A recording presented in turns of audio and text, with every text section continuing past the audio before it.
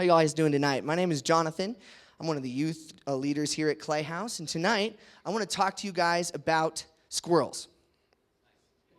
Now, squirrels may seem like a strange topic for a worship night, but if any of you guys have seen the movie Up by Pixar, you have some idea what I'm talking about. And if you haven't seen it, in that movie, there's a group of dogs, and as part of the plot, they're on a mission. Does anyone know what that mission is? It's to find the bird. It's to find the bird. And along the way, sometimes they get distracted by squirrels. They'll be going along, and they'll be, squirrel! It's a very ADHD moment right there. And it gets them sidetracked from their mission, and at some point, it causes them to fail completely. And believe it or not, you actually have the same problem. See, we also have squirrels, which are going to try to distract us from our mission. So what is our mission? Well, according to the Westminster Shorter Catechism, man's chief end is to glorify God and to enjoy Him forever. Now, you probably are wondering what on earth that means. Well, if you break it down, it means that the main purpose for humanity, our reason for existing, our mission is two things. It's to glorify God and it's to enjoy Him forever. Now, according to the famous theologian St. Augustine, the way we do that, how we glorify God and how we enjoy Him, is through worship. So that means that our mission is to worship. Paul puts it this way in Romans 12:1.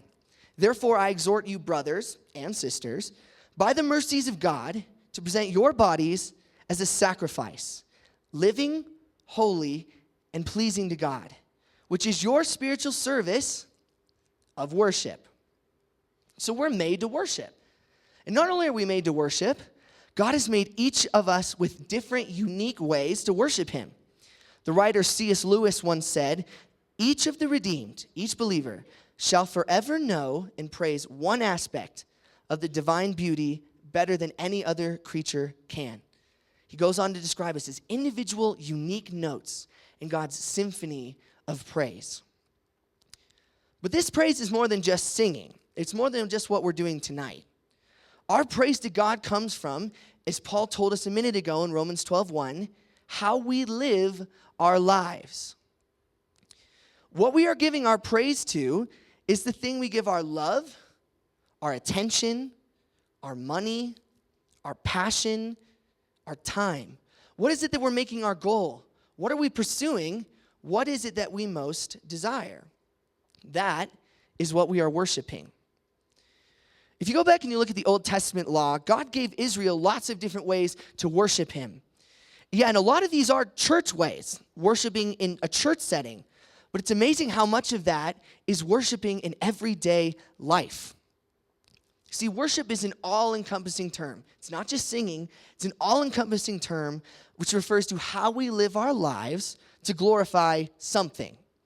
Now, some of the things we can glorify ourselves, we can glorify things of this world, or we can glorify God.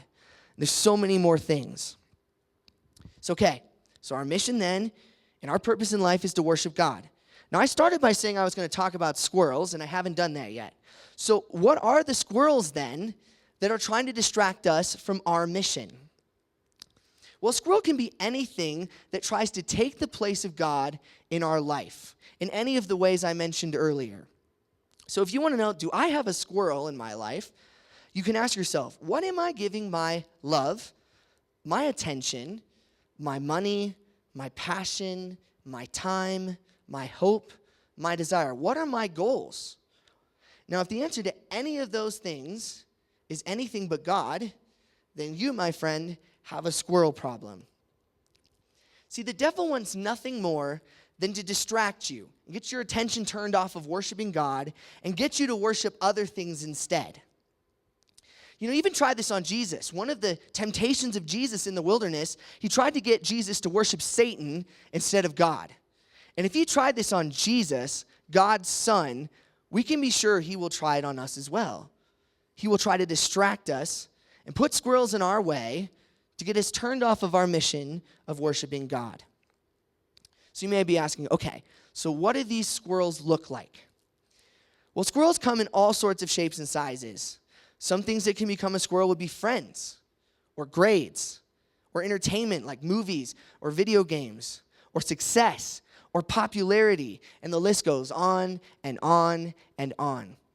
The main thing is that most of those things are not bad in themselves, but that's where the trap comes in.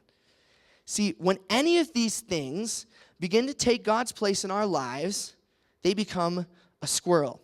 Now, the Bible calls those idols. They get our attention, our focus, our worship off of God and onto something else.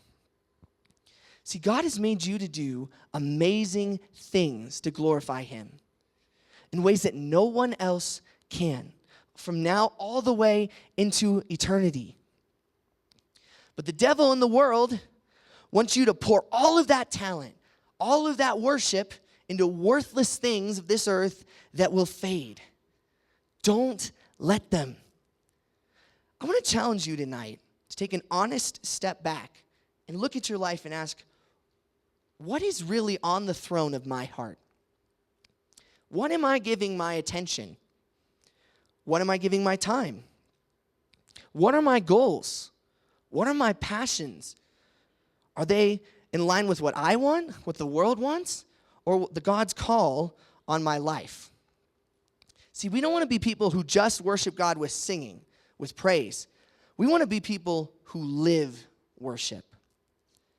This is important because squirrels can do more than just get us distracted for a little bit, just temporarily derail our faith.